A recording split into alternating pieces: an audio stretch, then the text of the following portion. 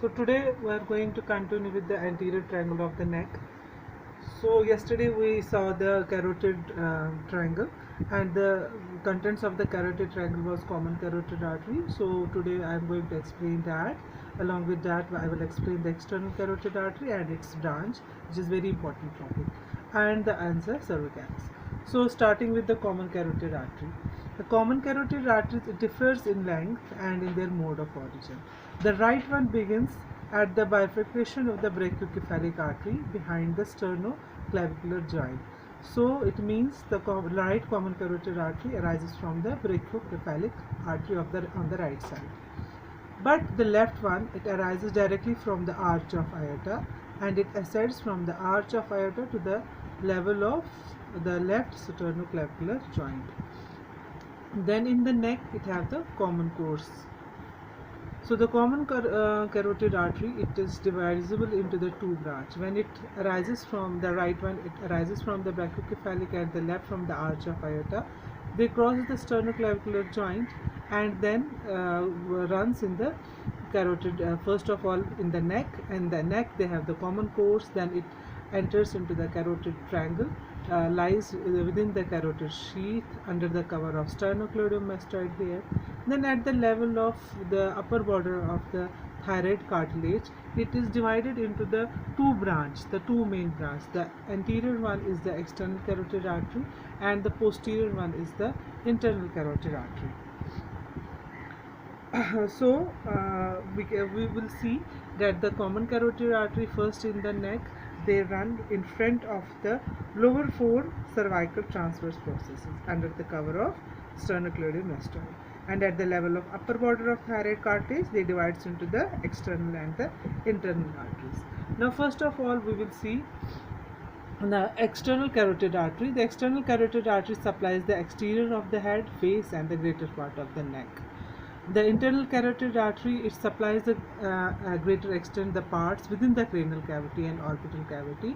It means the internal carotid artery doesn't give any branch in the neck as along with the common carotid artery. So both common carotid artery and internal carotid artery, they don't give any branch in the neck. Only it is the external carotid artery which gives its branch, which supplies the neck and the face.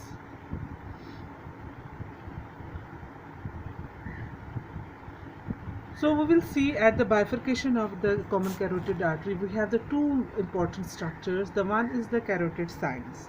What is this? It is the dilation. It show at the site of at the termination of the common carotid artery, or we can say at the beginning of the internal carotid artery. There is a slight dilation which is known as the carotid sinus. In this region, the tunica media is thin, but adventitia is relatively thick, which receives the rich nerve supply from the glossopharyngeal nerve and the sympathetic nerve. The carotid sinus, they act as a baroreceptors or pressure receptors and regulates the blood pressure. So it is a dilated part near the terminal portion of the common carotid artery. They act as a baroreceptors.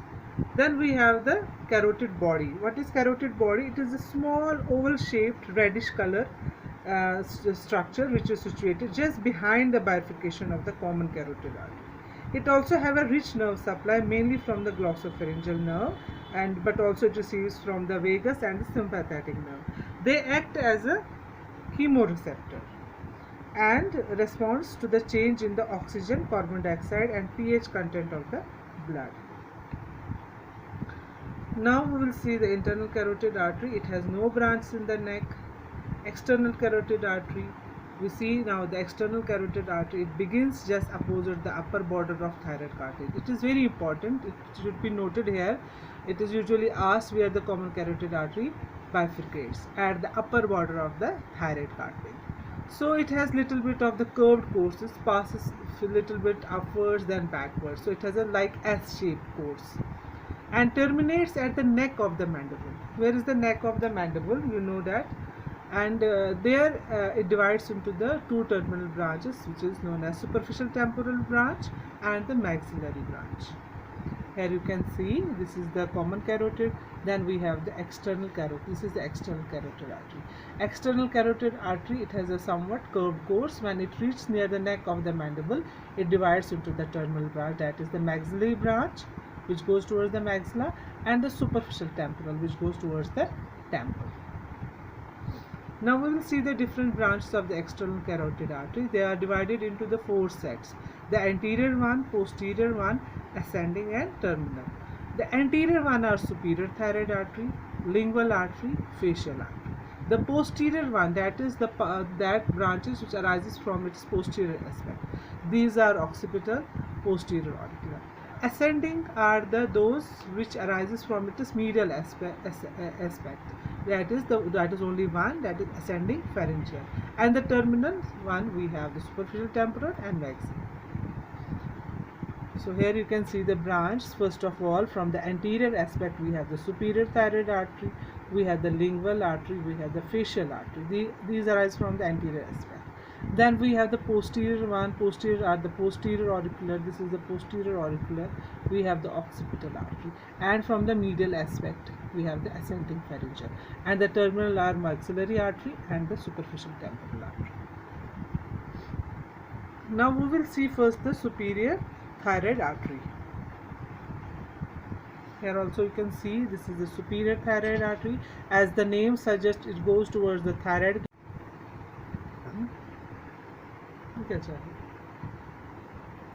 Lingual goes towards we have the superior thyroid artery, as the name suggests, it goes towards the thyroid gland. Lingual goes towards the tongue. Facial goes towards the face. Maxillary goes towards the maxilla. Superficial temporal goes towards the temple. Posterior auricle goes towards behind the auricle. It supplies the regions behind the ear. Occipital goes towards the occipital region, and ascending pharyngeal goes towards the pharynx. Now we will see the anterior branch. The first one is the superior thyroid artery. It originates near from the front of the external carotid artery, just below the tip of the greater corner of the hyoid bone.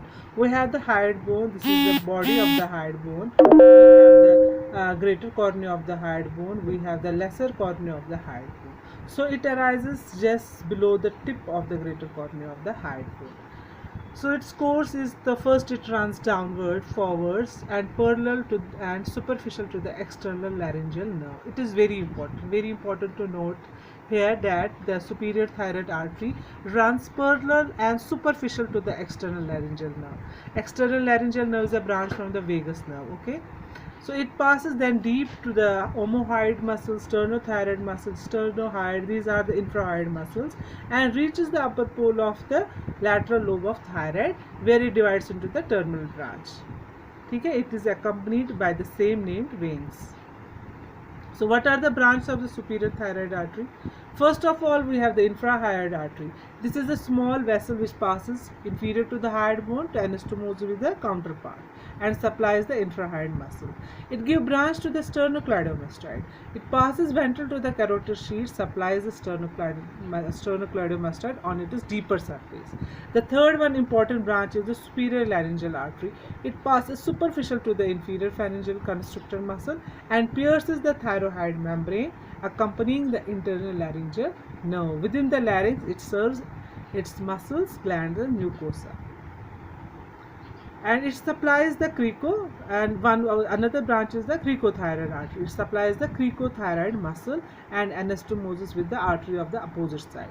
And then it gives the glandular branch, which supplies the upper 1/3 of the lobe and upper half of the isthmus. And the glandular branch is divisible into the anterior branch, which supplies the anterior part, posterior branch, and the lateral branch. The anterior branch descends on the anterior border of the lobe and continues along the upper border of the isthmus, okay, and anastomosis with the fallow artery. The posterior branch, it descends along the posterior border of the thyroid gland and anastomosis with the ascending branch from the inferior thyroid artery. We have the inferior thyroid artery which gives ascending branch, so it anastomosis with the posterior branch of the glandular branch of the superior thyroid artery. Occasionally we have the lateral branch, so if it is present, it supplies the lateral aspect of the lateral lobe. So first of all, I will show you the picture of this superior thyroid artery. Here we have Here we have the superior thyroid artery. You can see it arises from the anterior aspect. It goes downward and forward, and accompanies the external laryngeal nerve, which is superficial to it, then goes deep to the infrared muscles, reaching the upper pole of the thyroid gland. ठीक है, और वहाँ क्या करती है, glands को देती है. सो ग्लैंडुलर ब्रांच क्रिकोथायराइड मसल होती है, उसको सप्लाई करती है. सुपीरियर लैरिंजल आर्टरी होती है which pierces the thyroid membrane, very important. So we have this is the superior thyroid artery. Now we have the lingual artery. The lingual artery is another anterior branch which arises from the external carotid artery just opposite the tip of the greater cornea of hyoid bone. It may arise in common with the facial artery. Then it is known as the linguofacial trunk. जब ये इकट्ठे जाती है ना, इकट्ठे arise होती है from the linguofacial artery के साथ, then it is known as the linguofacial trunk. Its course is divided into three parts by the hypoglossal muscle. The first part, it lies in the carotid triangle, extending from its origin to the posterior border of the hyoglossus muscle. Rest on the middle constrictor forms the upward loop which is crossed by the hypoglossal nerve. The loop permits the free movement of the hyoid bone. I will show this picture. So this is the lingual artery. So lingual artery is divided into three parts. The first part is loop-like. So this is the loop-like. As soon as it originates, it shows a loop. Why is this loop present? Because of the free movement of the hyoid bone. तो अगर यहाँ loop नहीं होता तो ये disturb, तो जब hyoid bone की movement होती तो ये rupture हो सकती थी. तो उस वजह से we have the loop-like structure of the first part of the lingual artery, and it is crossed by the hypoglossal nerve here. ठीक है? Then it goes deep to the hypoglossal muscle. When it goes, so the first part is present in the carotid triangle. It forms the upward loop and is crossed by the hypoglossal nerve. The second part lies deep to the hypoglossal. So this is the second part, and this is the hypoglossal muscle. So it lies deep to the hypoglossal muscle along the upper border of the hyoid bone. This is the hyoid bone. Deep to the, this is the hypoglossal muscle. It runs just above the hyoid bone. And it is superficial to the middle constrictor muscle of the pharynx. So this is the second part. So the third part the third part is also known as the arteria profunda lingua. So this is the third part. It is the vertical part. It runs just upwards. It runs along the upper anterior border of the hypoglossal muscle. ठीक है. So पहले था loop like, फिर था ये horizontally above the hyoid bone. Then it runs vertically upward just along the anterior border of the hypoglossal muscle, and this third part is also known as the arteria profunda linguae. So and then it runs horizontally forward under the surface of the tongue. So this is the fourth part. So the fourth part is on the undersurface of the tongue. It has in its vertical course. It lies between the genioglossus medially and the inferior longicular muscles of the tongue laterally. The horizontal part, this part, is accompanied by the lingual nerve. During the surgical removal, so we have this is the third part, that is known as arteria profunda linguae, also called as the deep lingual artery. It runs upward along the anterior border of hypoglossal muscle, then runs horizontally forward as the undersurface of tongue on each side. In vertical course, it lies between the genioglossus medially and inferior longicular muscle of the tongue laterally. The horizontal part is accompanied by the lingual nerve. So what are the branches of the lingual artery? We have the hyoid branch, we have the sublingual branch, we have the dorsalis linguae branch, we have the profundus linguae branch. Here you can see this is the first part loop-like, this is the second part, this is the third part, and this is the fourth part. Third part is known as the deep lingual artery. I told you this, the applied part of this is in surgical removal of the tongue. The first part of the artery is ligated before it gives any branch to the tongue or tonsil. Now we will see the facial artery. The facial artery arises from the external carotid artery just above the tip of the greater cornea of hyoid bone. It runs upwards in neck first as the cervical part. Then it runs in the face as a facial part. So its course is divided into two parts. The first part is the cervical part, the second is the facial part. Both in the cervical part as well as in the facial part, it has the tortuous course. Why is tortuous course? क्यों होती है zip tortuous? क्यों होती है? क्योंकि neck में तो it has to allow the movement of the pharynx during deglutition, and in the face it has to allow the movement of mandible, lips, cheeks during mastication and facial expressions.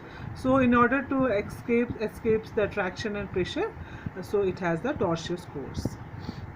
Here you can see we have the external carotid artery. From its anterior aspect arises the facial artery just above the greater cornea of eye. Then it runs first in the cervix and then in the face. So we will explain first of all the cervical part. The cervical part runs upwards on the superior constrictor of the pharynx, deep to the posterior valley of digastric. It grooves the posterior border of it grooves along the posterior border of the submandibular gland, makes a S bend. ऐसे ये loop बनाता है ना, S, ये देखिए S बन रहा है यहाँ पे, तो बनाता है एक लूप बनाता है along the border of the mandible, and the first wind down the over submandibular, पहले submandibular को wind करता है, then up over the base of the mandible. तो दो लूप की वजह से ये S shape bend बनता है. Then we have the facial part. The facial part enters the face by winding around the base of the mandible and by piercing the deep cervical fascia at the anterior inferior angle of the masseter muscle. ठीक है? It runs upwards and forwards deep to the rhizorus to a point 1.25 cm lateral to the angle of the mouth. It then ascends by the side of mouth up to the medial angle of the eye, where it terminates by anastomosing with the dorsal nasal branch of the ophthalmic artery. So what are the branches of the facial artery? Within the cervical part, it gives the ascending palatine artery. It originates near the origin of facial artery. It supplies the soft palate, tonsil and auditory tube. Then it gives the second branch, that is the tonsillar artery. It supplies the palatine tonsil and the posterior trunk. These branches are very important. देख सकते हो, we have the tonsillar branch and we have the ascending palatine branch. This is the ascending palatine.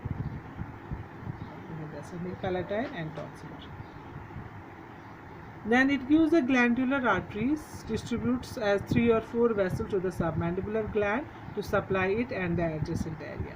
Submental artery, this is the submental artery, ठीक है? It arises from the facial artery near the anterior border of the masseter.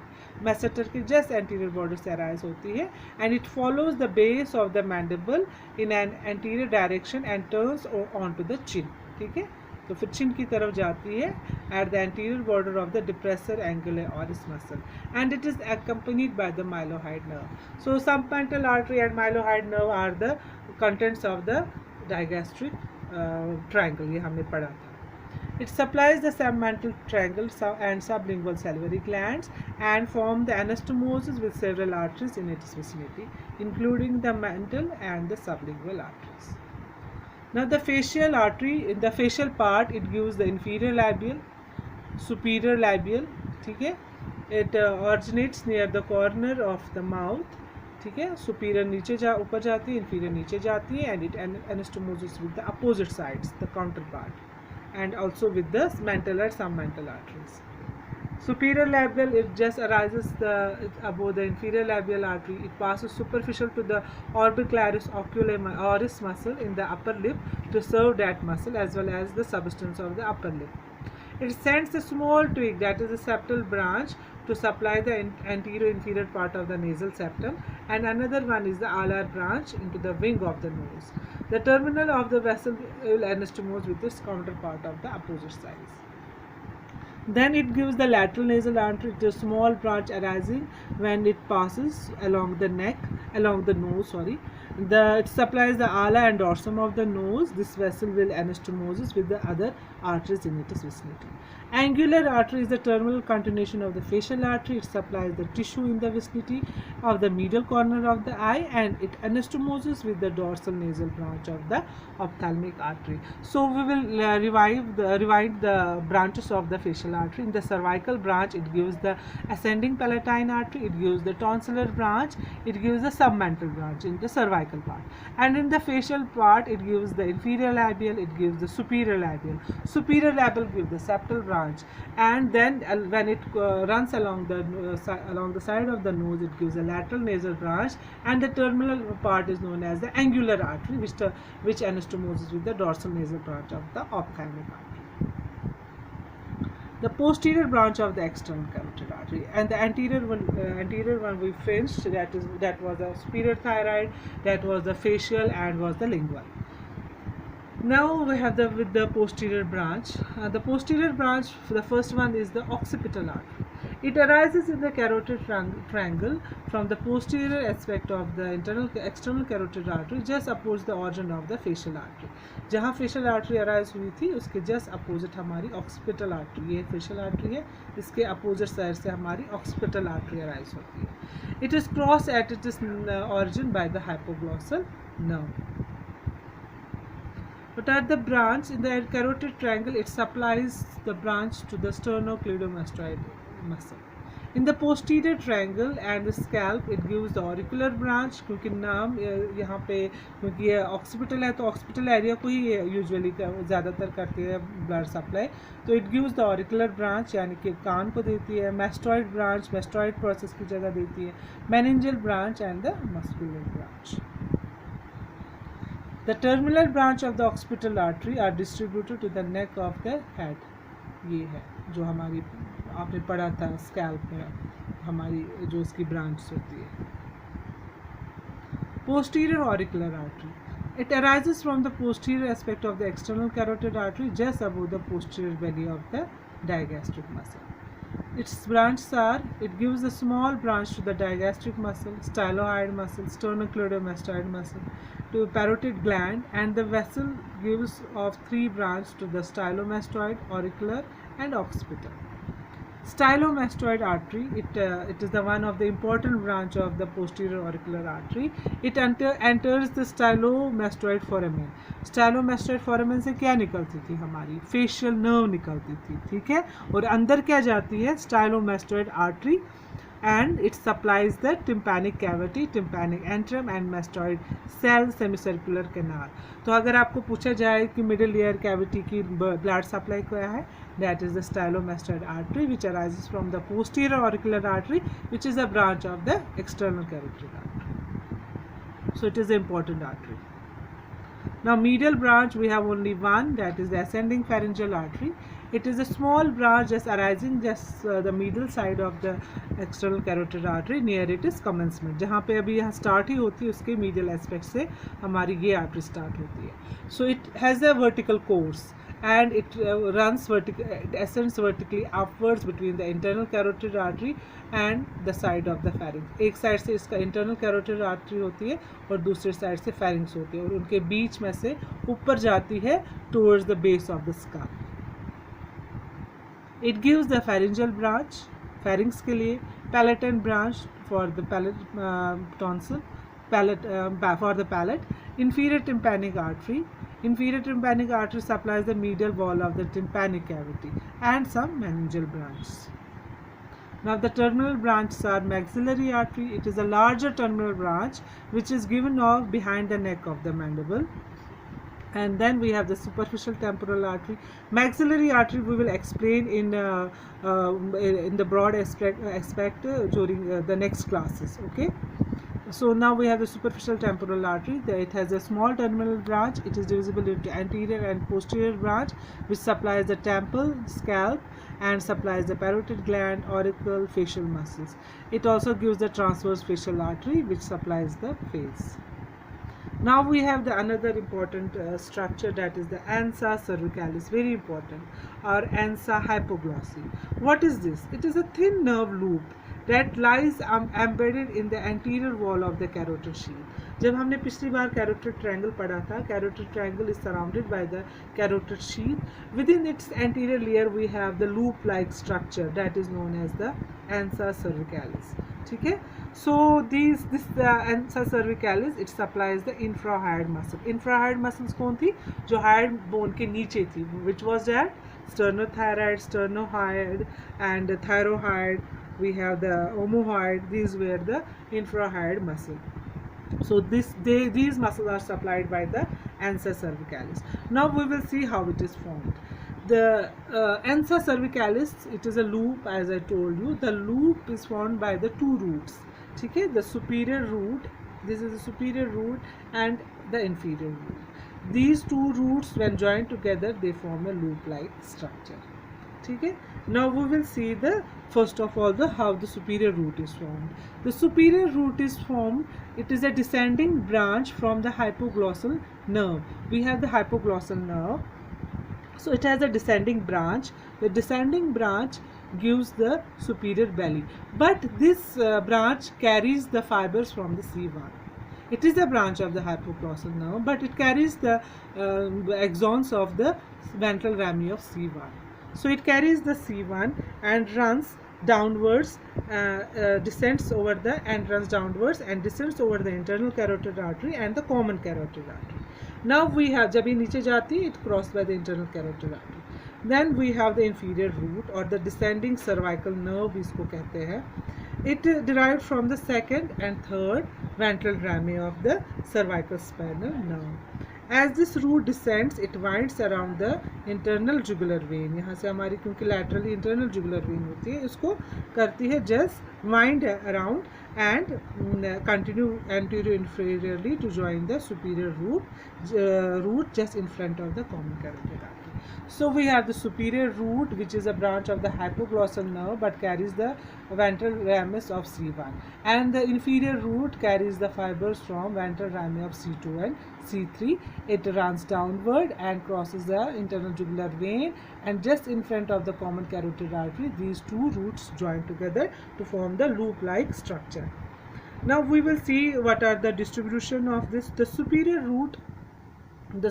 root gives branch to the superior belly of the omohyoid. ठीक है, यहाँ देख सकते हो. So it gives the first branch of the omohyoid. During the dissection हम देखते हैं तो omohyoid muscle को elevate करते हैं. अगर जो उसकी branch होती है ना, जो उसको nerve supply करती है from the ansa cervicalis, उससे हम identify करते हैं ansa cervicalis. ठीक है. So it is a very important branch. From the ansa cervicalis itself, यानी कि loop से जाती है तीन muscles को. That is the infrahyoid muscle, sternothyroid, and the inferior belly of the omohyoid. ठीक है. Then we have the inferior root. The inferior root से कोई नहीं आता है, ansa इसको हम कहते हैं. तो ansa से हमें जाती तीन omohyoid, inferior belly of omohyoid, sternothyroid, sternohyoid, and superior root से superior belly of omohyoid. For the genohyoid and thyroid, we have the genohyoid and thyroid muscle. They are supplied by the separate branch from the first cervical nerve through the hypoglossal nerve. So hypoglossal nerve ये है, उसके through separate branch जाती है, तो वो supply करती है thyroid and genohyoid को. So this is the ansa cervicalis, and they supply which muscles? The infrahyoid muscles. ठीक है. Okay, thank you so much. Today's our topic of the anterior triangle is finished.